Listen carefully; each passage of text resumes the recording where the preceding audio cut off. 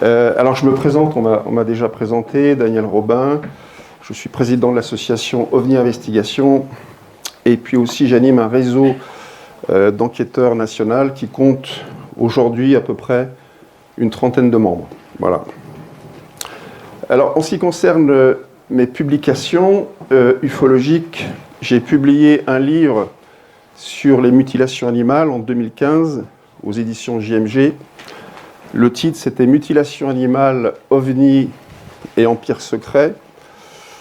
Et j'ai publié également une étude sur ce qu'on a appelé maladroitement les apparitions mariales de Fatima, qui ne sont en réalité pas du tout des apparitions mariales. Donc c'est un livre qui a été publié en 2015 aux éditions Québec Livre. Le titre, c'est Fatima, le quatrième secret, la plus grande entreprise de communication entre l'humanité et les extraterrestres.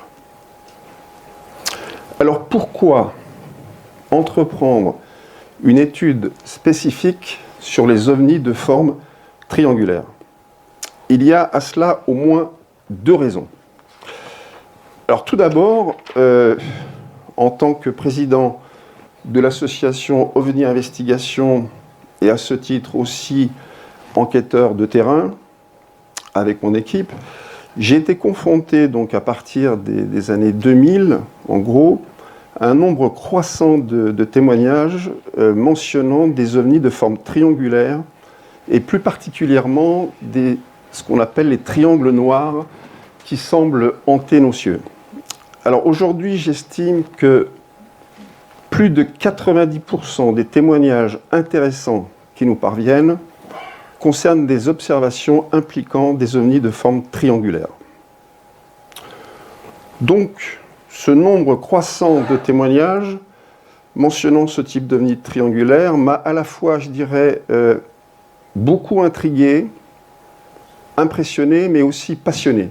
Je dois dire que je me suis pris de passion pour ces ovnis de forme triangulaire. Alors j'ai cherché à comprendre ce qui se passait et pourquoi il y avait tant d'ovnis de forme triangulaire qui étaient signalés par les témoins. Qu'est-ce que cela voulait dire? Alors bien sûr, les cas qui nous parvenaient, et qui nous parviennent toujours d'ailleurs, sont principalement des cas français, mais en faisant quelques recherches sur Internet, et puis en consultant les statistiques de l'excellent site que je vous recommande, qui s'appelle Delta Initiative, donc qui est un site exclusivement consacré aux ovnis de forme triangulaire. Si vous allez sur votre moteur de recherche préféré et que vous tapez Delta Initiative ovni triangulaire, vous allez tomber immédiatement dessus. Alors, à titre d'exemple, le nombre de cas recensés sur le site Delta Initiative aujourd'hui, le 27 novembre 2019, est de 2427 cas. 2427 cas. Alors, je publie dans mon livre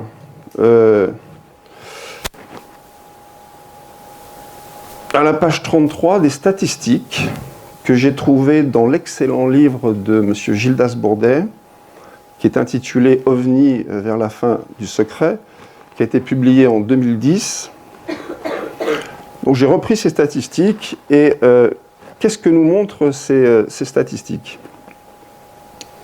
On constate qu'entre les années 60 et l'an 2000, on passe de 1 cas par an en moyenne à 230 cas par an en moyenne. Donc là, c'est des statistiques qui viennent du NUFORC. Le NUFORC, c'est une association ufologique américaine. Donc c'est des cas américains. C'est des statistiques qui proviennent des États-Unis. Mais les statistiques montrent quoi en plus? Elles montrent que non seulement le phénomène est un phénomène mondial, mais qu'il est aussi en augmentation constante avec le temps.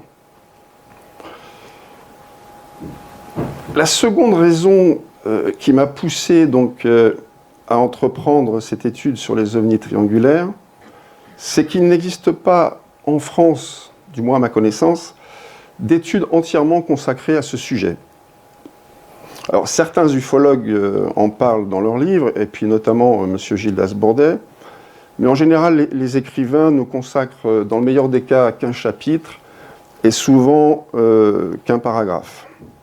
Donc il n'y a pas d'étude complète concernant les ovnis triangulaires en France. Donc, en écrivant ce livre, j'ai voulu en quelque sorte combler une lacune avec l'ambition de faire une étude aussi exhaustive que possible de ce sujet.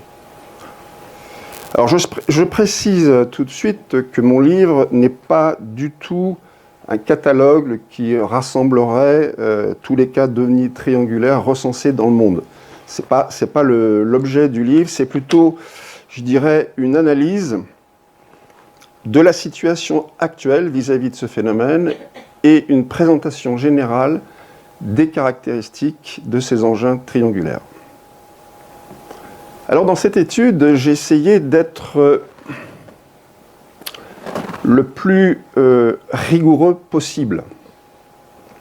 Et la première chose qui m'a semblé importante à faire, c'était d'essayer de classer les différents types d'ovnis triangulaires. Alors au chapitre 2 de mon livre, je propose une classification donc en 5 grandes catégories. Alors cette catégorie, donc là on voit le tableau qui est publié dans mon livre, je vais le détailler. Donc cette classification repose sur 3 critères principaux. Premier critère, la forme générale de l'engin et puis ses dimensions. Second critère, le nombre et la couleur des feux. Alors ça c'est très important, c'est-à-dire toutes les lumières, les spots et puis les éclairages divers qui ont été aperçus sur la surface de l'engin. C'est-à-dire, alors le plus souvent c'est la surface inférieure. Parce que bon, le témoin regarde le ciel, voit passer un triangle. On n'a pratiquement pas de description de la partie supérieure du triangle. C'est souvent description de la partie inférieure. Donc, à partir de ces 3 critères de base, j'ai tenté d'établir 5 grandes catégories qui sont les suivantes.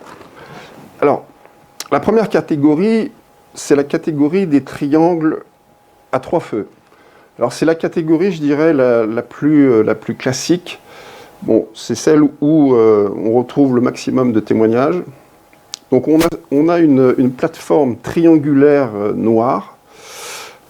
Parfois c'est un triangle équilatéral, mais parfois ça peut être un triangle isocèle. Excusez-moi pour le micro, pardon. Et donc on a 3 feux à chaque angle. Alors c'est pas des spots, c'est pas des lumières qui éclairent le sol, c'est plutôt des feux qui émettent une lumière diffuse. Voilà. Donc ça, c'est vraiment, je dirais, la catégorie où on rencontre le plus grand nombre de témoignages.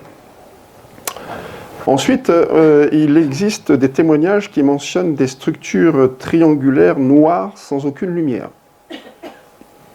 C'est-à-dire que les témoins voient passer dans le ciel une plateforme noire sans aucune lumière. Donc là, sur le slide, vous voyez, en fait, c'est une reconstitution d'après une enquête qu'on a menée auprès d'un témoin. Et donc, alors c'est un cas assez rare parce que l'observation s'est passée 2 jours. Et le témoin, donc là, il a pris la photo de l'endroit où il était lorsqu'il a observé le triangle. Donc le triangle est passé au-dessus des maisons qui étaient dans son lotissement, il est passé au-dessus de son terrain. Donc il est passé à basse altitude, il est passé lentement et il est passé sans bruit. On retrouvera ces caractéristiques tout à l'heure. Troisième catégorie, les triangles noirs à 4 feux. Alors, on a la structure classique du triangle équilatéral avec les 3 feux positionnés à chaque angle. Et puis aussi, on a donc un feu supplémentaire qui est généralement placé au centre. Alors ce feu central est souvent de couleur rouge et il peut, dans certains cas, se désolidariser de la structure sous la forme d'une boule rouge incandescente qui se comporte comme si c'était une espèce de sonde qui, elle, explorait l'environnement. Donc on a cette boule rouge qui est positionnée sous le triangle, elle se désolidarise de la structure, elle va explorer son environnement, et ensuite elle vient se positionner à nouveau sous la structure. On a eu des cas mentionnant ce type de triangle, c'était lors de la vague belge.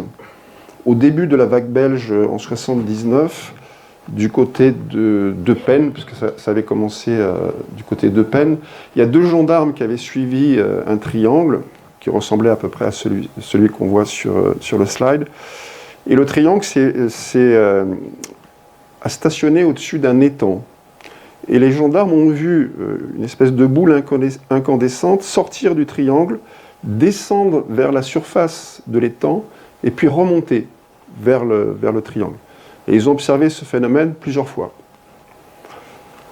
C'est quand même des cas assez rares. 4e catégorie, c'est la catégorie des triangles à feux multiples qui possèdent de nombreux feux de couleurs différentes, toujours sur la surface inférieure de la structure. Donc là, on a plusieurs cas de figure. Bon, on peut avoir ce cas de figure-là, c'est-à-dire qu'on a une plateforme triangulaire avec 3 lumières à chaque angle, une lumière au centre, et puis de multiples feux, rouge, bleu, vert et jaune, sur toute la surface inférieure. On peut aussi n'avoir que les petites lumières. Voilà, il y a tous les cas de figure possibles. 5e catégorie, c'est la catégorie des triangles sans masse apparente avec 3 ou plusieurs feux. Alors ça, c'est assez étrange. Ça veut dire que le témoin perçoit des feux qui semblent reliés entre eux par une masse, mais le témoin ne voit pas cette masse. C'est comme si la structure était transparente. Donc le témoin voit bien 3 feux qui ne sont pas forcément très, très brillants. Hein. Ça peut être une luminosité plus importante que les étoiles, mais ce n'est pas non plus extraordinaire. Hein. Mais il y a quelque chose de triangulaire qui se déplace et la personne ne voit pas la structure. Alors pour moi, ça pourrait être un système de camouflage ou un système de furtivité. C'est-à-dire que en fait, le triangle repositionnerait sur sa surface inférieure ce qu'il y a derrière lui, et donnant l'illusion en fait qu'il n'y a rien. J'ai vu un documentaire il n'y a pas très longtemps où je crois que c'est l'armée américaine qui testait ce genre de furtivité sur des chars. Donc il y a des capteurs qui captent les images qu'il y a derrière le char et qui reproduisent l'image devant le char. Et on a l'impression que le char est transparent.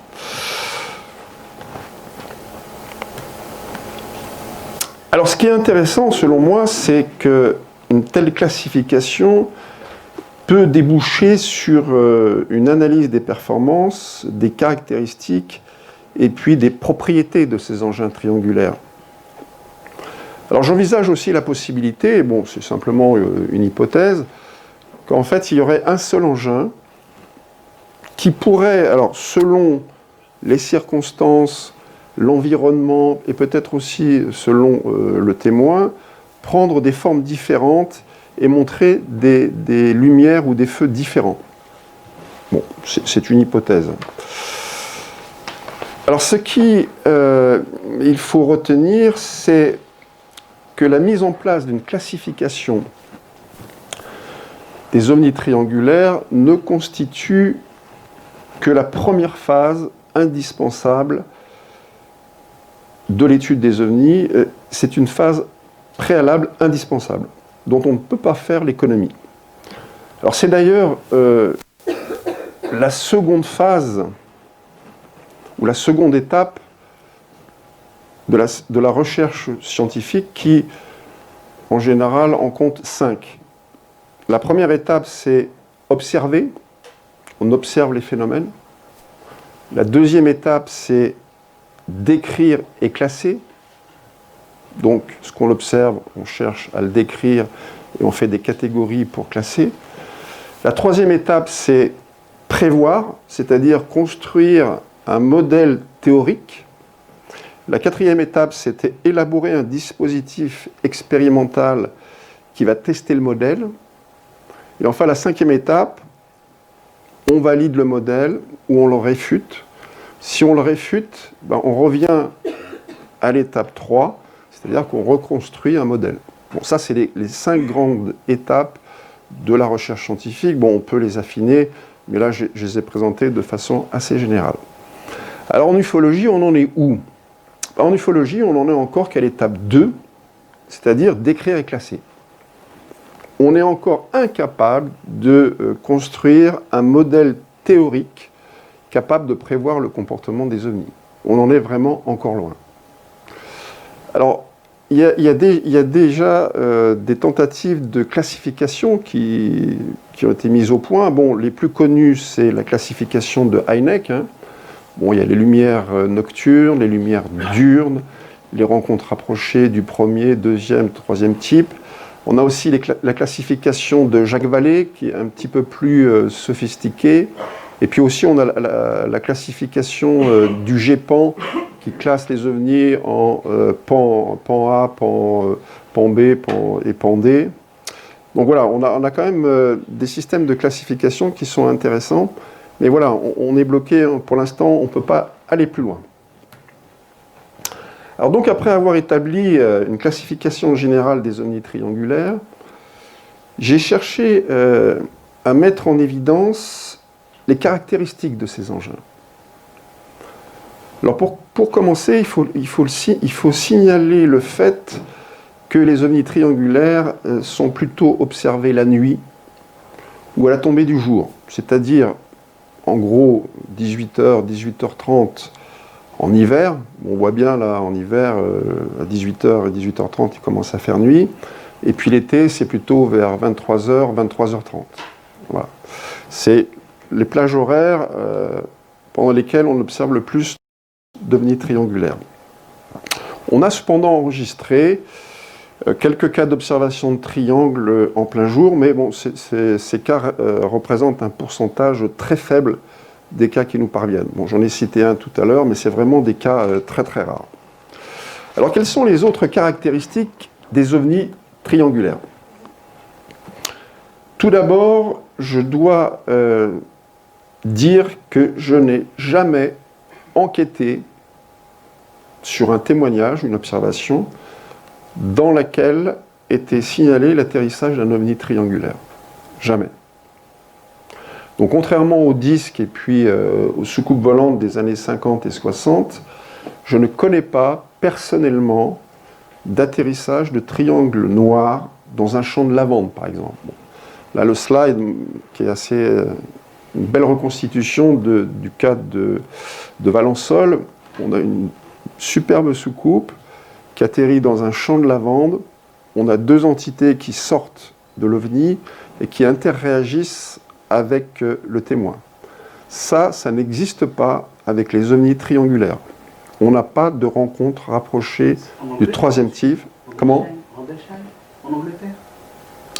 Oui, mais comme a dit mon collègue tout à l'heure, on n'est pas sûr que ça soit la manifestation d'un ovni d'origine étrangère. Ça pourrait être une expérience humaine. Oui, mais c'est un triangle. Oui, ça fait partie des cas très rares. Ce n'est pas vraiment un triangle noir, c'était une structure triangulaire avec une certaine épaisseur. Ça ne rentre pas dans la catégorie des triangles que j'expose maintenant. Mais on peut en débattre, on peut en débattre. Donc il faut bien, j'insiste là-dessus, je ne connais pas de cas où on a un triangle posé au sol, lequel serait accompagné par des entités humanoïdes ou non. Donc je ne connais pas de RR3 dans les affaires impliquant des ovnis triangulaires. Alors dans mon livre, cependant, j'ai écrit un paragraphe intitulé « OVNI triangulaire et RR3 » dans lequel je signale seulement 2 cas. Alors c'est des cas qui m'ont été transmis par mon ami Éric Zurcher, qui a écrit un livre remarquable qui s'appelle « Les apparitions mondiales d'humanoïdes », dans lequel il publie ces 2 cas. Donc il me les a transmis, je les ai publiés dans mon livre en citant ma source. Alors, il existe quelques autres cas qui sont mentionnés dans la base de données du MUFON et puis dans le catalogue aussi du NUFORC. Hein, ce sont des associations américaines privées.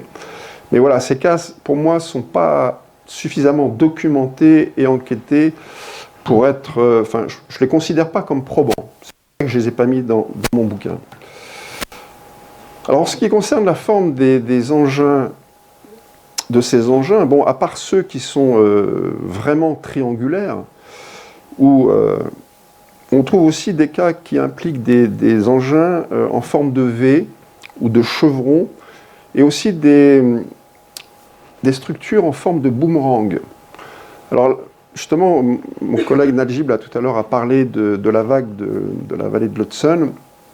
C'est typiquement le type d'engin qu'on a observé pendant toute la vague de la vallée de l'Hudson. Donc, qui est situé dans les années 80, entre 82 et 87. Bon, Najib a dit 95, et principalement les grandes observations se sont déroulées entre 82 et 87. Donc on a des structures qui font 40, 50, 60 mètres en forme d'aile volante de boomerang, qui se déplacent à basse altitude et qui parfois interfèrent de façon... psychiquement avec les témoins. On a quelques cas qui sont justement présentés dans le livre dont a parlé Najib. Alors, quelles sont les autres caractéristiques des triangles? Ce qui est souvent rapporté par les témoins, c'est le noir très particulier des triangles noirs. Je consacre d'ailleurs dans mon livre, à la page 48, tout un paragraphe à cette question du noir, des triangles noirs. En effet, bon, dans de nombreux cas, dans de nombreuses observations, les témoins disent que le noir du triangle qu'ils ont observé était un noir profond, un noir de jet, un noir intense ou un noir soutenu. C'était vraiment un noir particulier. Alors je rappelle que le noir, la définition du noir soutenu, est définie comme une teinte qui est plus noire que noire. C'est-à-dire que là, on a quasiment affaire à un trou noir. C'est ce qu'en physique, on appelle un corps noir. Alors c'est un point intéressant, à mon avis, à souligner, car ça suggère que la surface de ces triangles noirs serait peut-être faite d'une substance qui pourrait absorber la lumière à plus de 99%. Alors, j'ai fait quelques recherches et j'ai trouvé qu'il existait sur notre planète un matériau ayant les mêmes propriétés supposées que les triangles noirs, qui est capable d'absorber la lumière à plus de 99%. Ce matériau s'appelle le Vantablack. Alors le Vantablack, c'est un acronyme anglais qui veut dire Vertically Aligned Nanotube Array. Donc c'est un matériau qui a été mis au point par une société anglaise qui est spécialisée dans les nanotechnologies. Alors voilà comment se présente le Vantablack. Qu'est-ce que c'est ? C'est une véritable forêt de nanotubes de carbone qui sont serrés les uns contre les autres. Alors il y en a des millions et des millions. Comment ça fonctionne ? Donc, là, c'est un grossissement des nanotubes de carbone. Donc lorsqu'il y a un photon qui arrive, le photon, il est piégé dans le nanotube, c'est-à-dire qu'il rentre dans le nanotube et ne peut plus en ressortir. Ça veut dire qu'il n'y a pas de réflexion de la lumière. Le photon est piégé et il ne ressort pas. C'est pour ça que le corps, la surface, est plus noir que noir. Alors, un des effets étonnants de cette capacité exceptionnelle d'absorption de la lumière, c'est le fait que les structures triangulaires nous paraissent plates. C'est-à-dire qu'elles paraissent sans épaisseur. C'est comme si elle n'avait que 2 dimensions. Le noir intense, le noir soutenu, semble supprimer la 3e dimension de l'engin qui est l'épaisseur. Bon, là on a un cas assez intéressant, c'est un cas qui s'est déroulé dans les années 90 à Nantes. C'est l'affaire Cyril T, j'en parle dans mon livre. Et le témoin a vu un triangle, alors de très grande dimension, passer au-dessus de l'endroit où il habitait. Et lorsqu'on regarde, ça c'est une reconstitution qui est fidèle à ce que le témoin a vu, on a l'impression qu'il n'y a pas d'épaisseur. C'est comme si la structure était plate. Donc le noir intense semble supprimer la 3e dimension de l'engin. Ça ne veut pas dire que cette 3e dimension n'existe pas. Elle n'est simplement pas perçue.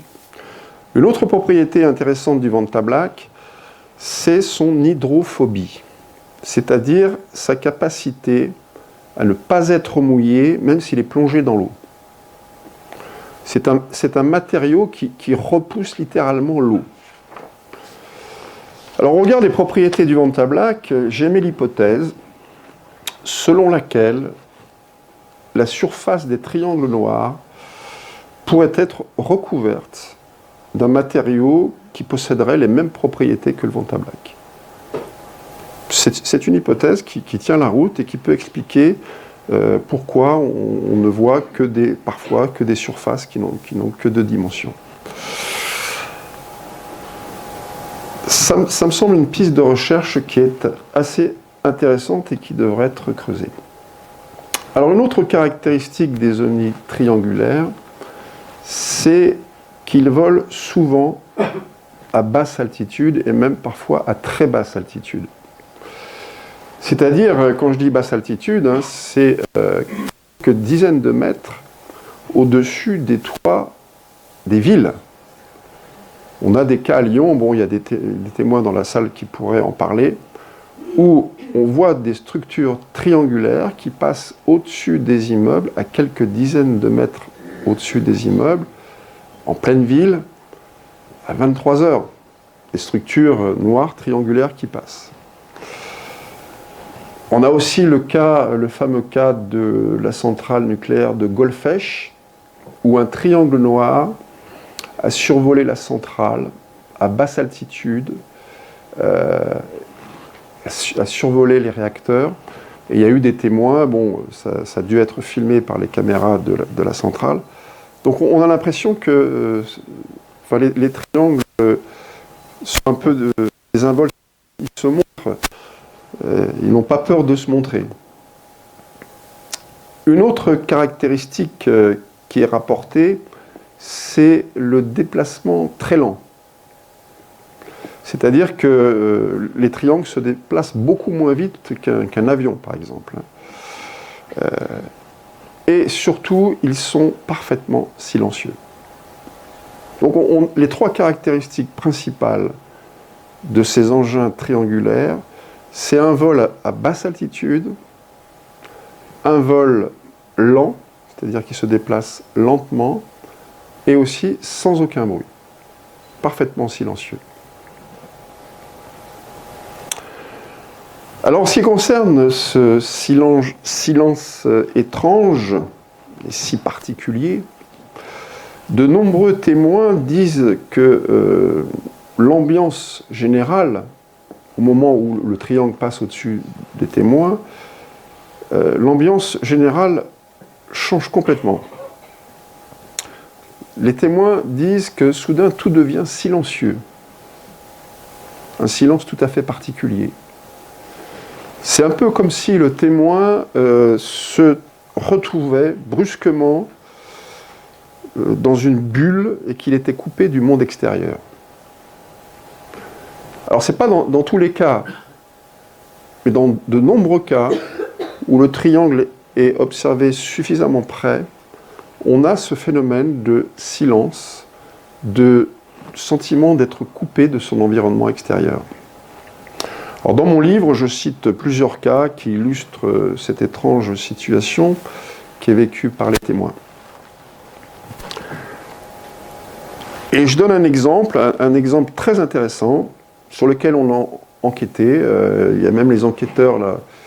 Il y a un enquêteur qui était avec moi, qui est dans la salle d'ailleurs, il pourra en parler. Donc à la page 88 de mon livre, j'expose le cas de M. Karnik, qui a observé un triangle noir. C'était en novembre 2008, il était à peu près 18 heures, ça se passait à Vaux-en-Velin. Vaux-en-Velin, c'est une commune qui est située, limitrophe de Lyon. Donc ce monsieur, il est au volant de sa voiture, il est restaurateur, donc il venait de faire ses courses au magasin Métro, qui est situé pas très loin. Donc il voit ce triangle au-dessus de l'immeuble, il sort de sa voiture. Alors là, la photo, c'est une photo qui a été prise à l'endroit où l'observation a été faite. Et la reconstitution, c'est ce que nous a dit le témoin. Il a vu un triangle au-dessus de l'immeuble. Alors ce triangle n'avait qu'un seul feu à l'avant, si on peut dire que c'est l'avant, et puis il était parfaitement immobile. Donc son observation s'est déroulée en pleine ville, à un carrefour, ayant 5 embranchements. 5 embranchements. Avec une circulation très importante. Il y avait des voitures, il y avait des bus, il y avait des piétons. Et puis au moment où M. Karnik voit le triangle, juste à quelques mètres au-dessus de l'immeuble, il a l'impression d'être tout seul. Comme si, subitement, il était isolé de son environnement. Et il a l'impression qu'il n'y a plus de voitures, plus de bus, plus de piétons qui passent au carrefour. Comme si le temps s'était ralenti, comme s'il était dans une espèce d'autre dimension. Alors, bon, ça c'est des situations qui sont quand même assez étranges. Et le témoin donc nous a dit plusieurs fois qu'il avait vraiment ressenti une sensation d'isolement. Alors c'est pour moi une des caractéristiques les plus étranges de ces ovnis triangulaires. Alors, je signale aussi que lorsque l'ovni a disparu, tout est redevenu normal. C'est-à-dire que à nouveau, le témoin a vu les voitures, a vu les piétons, a entendu le bruit de la ville. Alors le triangle a disparu, alors je me souviens, il nous avait expliqué, c'était un peu comme si il avait éteint un interrupteur, baissé un interrupteur. Il baisse l'interrupteur, l'ovni disparaît. Sur place. Il ne voit pas l'ovni disparaître au loin, comme un avion, hein. Il disparaît carrément sur place, comme on éteint une lumière. C'est ce que nous a expliqué le témoin. Donc, alors on peut émettre des hypothèses. On commence à penser qu'il y a peut-être des informations autour de l'OVNI, et que le témoin lorsqu'il entre dans la zone d'influence de l'OVNI, il a ces sensations étranges d'isolement, comme s'il était dans une bulle. Et lorsque l'OVNI part, tout redevient normal. Bon, ce n'est bien évidemment qu'une hypothèse. Ou alors on peut aussi admettre que l'OVNI agit directement sur la conscience du témoin et perturbe ses perceptions de l'environnement. C'est aussi possible. Ou alors c'est peut-être un mixte des deux. Alors dans mon livre, au chapitre 3, je traite la question de l'interférence des ovnis avec la conscience des témoins. Dans certains cas, en effet, il semble y avoir une sorte de connexion psychique entre l'ovni et le témoin. Alors je me suis beaucoup étendu dans mon livre sur ce sujet, car c'est, selon moi, une dimension très importante de ce phénomène des triangles. J'expose dans mon livre 4 cas que j'ai sélectionnés et qui sont représentatifs de cette dimension psychique liée aux ovnis. Alors je signale qu'il y a dans la salle une des personnes donc, qui est concernée par cette connexion psychique avec un ovni et qui viendra nous en parler après ma conférence. Alors je précise cependant que ce ne sont pas tous les témoins qui ont une connexion psychique avec l'OVNI. Ce sont quand même des cas qui sont relativement rares. marginaux même, par rapport à l'ensemble des témoignages qu'on reçoit. Alors comment se manifeste cette sorte de lien psychique entre l'OVNI et les témoins? Dans mon livre, j'expose le cas de Xavier S. Alors S, parce que le témoin souhaite garder l'anonymat parce qu'il travaille dans la fonction publique, donc qui habitait à Nantes au moment des faits.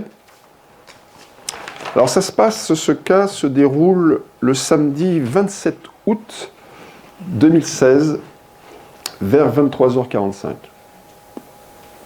Xavier voit passer au-dessus de son immeuble, qui est situé dans une zone très peuplée à Nantes, un immense triangle noir, dont les dimensions sont estimées à 60 mètres pour chaque côté. Donc ce que l'on voit sur l'image, c'est un dessin qui a été fait par le témoin. Donc c'est un dessin qui est assez détaillé, avec pas mal de légendes. Donc on voit que les dimensions, c'est un triangle équilatéral qui fait 60 mètres de côté. C'est un triangle qui pourrait rentrer dans la catégorie 4. Donc il y a les 3 feux à chaque angle, les petites lumières, et en plus il y a un carré lumineux de couleur orangée strié au centre. Le triangle se déplace très lentement à environ 100 mètres, 200 mètres au-dessus de l'immeuble où habite Xavier. Donc ce soir-là, on est au mois d'août, mois d'août 2016, il fait chaud. Xavier a la porte-fenêtre de son appartement qui est ouverte. Lui, il est assis dans son canapé. Et soudain, et là j'emploie ses propres termes, il a ressenti comme un appel puissant auquel il était impossible d'échapper. C'était, je me souviens, il me l'a souvent répété, c'était un appel qui était irrésistible. C'est-à-dire, imaginez la scène, il est dans son divan, il regarde la télévision, et soudain il sent qu'il doit aller à la fenêtre, regarder quelque chose. Alors Xavier avait son téléphone portable à côté de lui. On a tous maintenant son téléphone portable à portée de main. Et il s'est trouvé dans l'incapacité à utiliser son téléphone portable. Et il a essayé de le prendre, mais au moment où il a voulu prendre son téléphone et prendre une photo, puisqu'il a vu un triangle passer au-dessus de son immeuble, il a eu un mal de tête épouvantable. Donc il n'a jamais pu se servir de son téléphone portable. Ce qui explique pourquoi on n'a jamais de documents photographiques des triangles. Donc au moment où le téléphone, il a un mal de tête, et Xavier m'a dit qu'il a eu l'impression d'être observé par le triangle, ou que quelque chose qui était à l'intérieur du triangle, peut-être des entités, l'observait. Il a eu vraiment ce sentiment important d'être observé. C'est d'ailleurs un sentiment qu'on retrouve dans d'autres nombreux cas. La sensation d'être observé. Donc au moment où il se tient sur son balcon, en train de regarder le triangle, il capte de façon télépathique, alors j'emploie le mot télépathique, mais bon, parce qu'on n'a pas d'autres mots à notre disposition, un message qui se décompose en 4 parties. Alors je vais reprendre chaque partie du message qui a été capté par Xavier. Le premier mot qu'il entend, qu'il capte, c'est le mot paix. P-A-X, paix. La deuxième partie du message, il entend la phrase « Nous sommes pacifiques ». Nous sommes pacifiques. La troisième partie du message, c'était « N'ayez pas peur ». N'ayez pas peur. Et enfin, la quatrième partie du message, c'était « Nous reviendrons vous voir encore plus souvent ». Nous reviendrons vous voir encore plus souvent. Voilà donc le message en 4 parties, en 4 phrases très courtes, qu'a capté Xavier. Alors voici comment Xavier décrit ce qu'il a ressenti. Bon, je vais lire le texte. C'est Xavier qui parle. Le message est venu avec une force implacable dans mon esprit. Comme une voix masculine, naturelle, non synthétique, impérieuse, mais douce et rassurante. Le message que j'ai reçu était clair et rassurant. Il semblait s'adresser autant à moi qu'à tous les êtres humains de cette planète. Il semblait aussi vouloir dire qu'il fallait que je transmette ce message au plus grand nombre de personnes possible. C'est d'ailleurs ce que j'essaye de faire depuis mon observation, en faisant le récit de mon expérience à des personnes connues ou inconnues.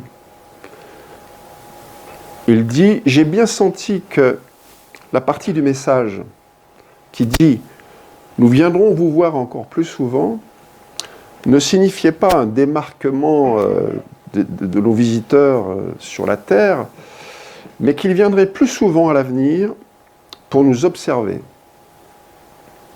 En venant plus souvent, ils avaient sans doute l'intention de soulever un peu plus le voile de mystère qui entoure ces vaisseaux étrangers.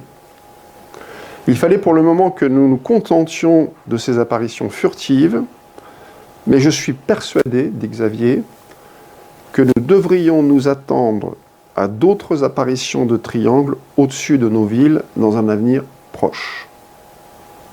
Voilà ce que Xavier nous a dit.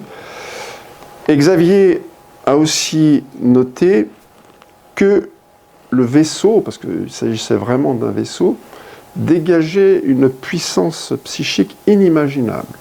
Inimaginable.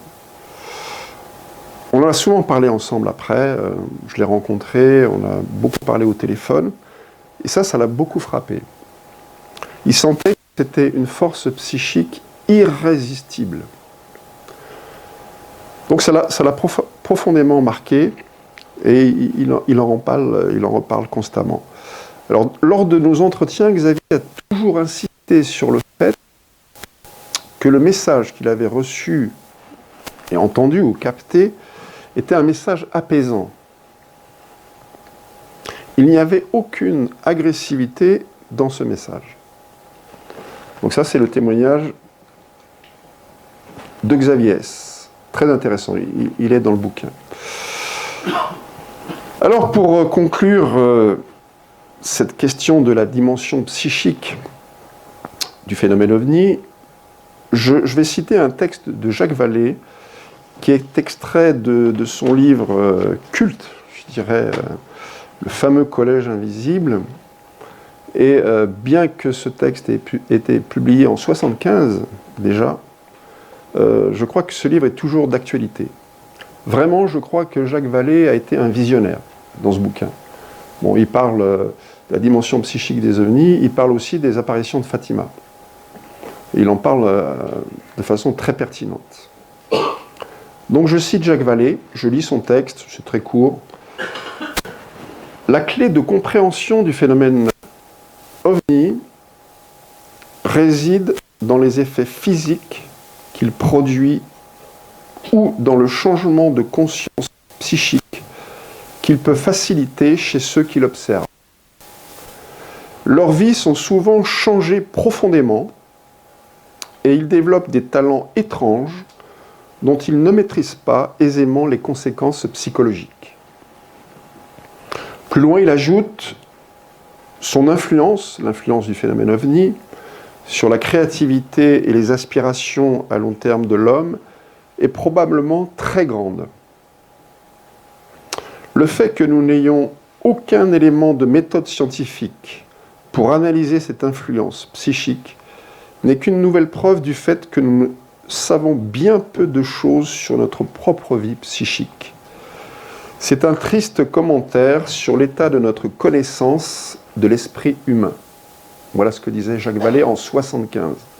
Et ce qu'il dit en 1975 se confirme en 2019. Voilà, je crois que les remarques de Jacques Vallée sont parfaitement exactes et elles soulignent, à mon avis, fort justement qu'il existe une dimension psychique au phénomène OVNI qui nous échappe encore complètement. Alors pour terminer cette brève présentation de mon livre sur les ovnis triangulaires, je vais revenir sur le titre que j'ai donné à mon introduction. Dans mon livre, mon introduction a le titre « À quoi doit-on se préparer ?» Alors, mon ami Najib a parlé du rapport Cometa, qui est très intéressant. Pour moi, c'est vraiment... il y a un avant et un après rapport Cometa. Donc, à quoi doit-on se préparer donc, est directement inspiré du rapport Cometa. Bon, Cometa, c'est un acronyme qui veut dire Comité d'études approfondies. Et du livre aussi qui a été publié donc, à partir de ce rapport, dont le titre complet est « Les ovnis et la défense, à quoi doit-on se préparer ?» Alors, je rappelle que le rapport Cometa a été publié en 1999 dans un hors-série du magazine VSD, et puis qu'il a été remis en main propre au Premier ministre de l'époque, Lionel Jospin, par M. Jean-Jacques Velasco. Donc, cette étude, lorsqu'elle est sortie en 1999, alors cette étude, comme l'a dit très justement mon ami Najib, qui a été quand même réalisée par des militaires de haut rang, des ingénieurs de l'armement et des scientifiques de très haut niveau, n'a pas eu l'impact espéré, enfin du moins en France. En France, la presse mainstream, comme on dit, officielle, n'en a pas parlé. Il y a juste eu, si je me souviens bien, il y a eu un article dans le magazine L'Express qui a été un article violent contre le rapport Cometa. Sans ça, toute la presse, c'était le silence total. Donc, à quoi doit-on se préparer? La question formulée par le Cometa était abrupte, mais elle avait au moins le mérite d'être clairement posée. Elle semblait lancer un message d'alerte. Elle voulait peut-être nous dire, et c'est comme ça que moi je l'interprète, réveillez-vous, prenez conscience de ce qui se passe au-dessus de vos têtes, mobilisez-vous et concertez-vous. Pour moi, la formule « à quoi doit-on se préparer » signifie dans le fond qu'il ne faut pas rester passif vis-à-vis d'un phénomène que l'on ne comprend pas, mais qui peut être potentiellement dangereux. Et je dis potentiellement dangereux. Quand on ne connaît pas les intentions d'une activité quand même assez importante, on peut quand même être inquiet. Alors on m'a reproché le sous-titre de mon livre « Enquête sur un phénomène inquiétant ». Bon, j'ai même reçu une fois un mail d'une personne qui était agacée par ce sous-titre. Alors cette personne me disait que c'était idiot de dire que le phénomène des ovnis triangulaires était inquiétant et donc que je sous-entendais qu'il pouvait être dangereux et agressif. Pour cette personne, les ovnis ne pouvaient pas être belliqueux et agressifs. Alors je comprends qu'on puisse penser que les ovnis ne sont pas belliqueux et agressifs, mais qu'est-ce qu'on en sait réellement? Qu'est-ce qu'on sait réellement du phénomène ovni?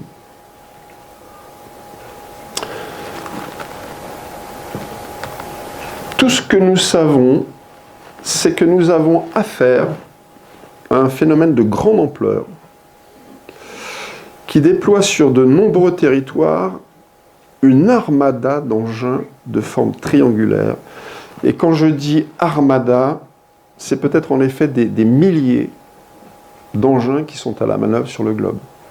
Bon, tout à l'heure, je disais que sur le site d'État Initiative, on en était à 2400 et quelques cas.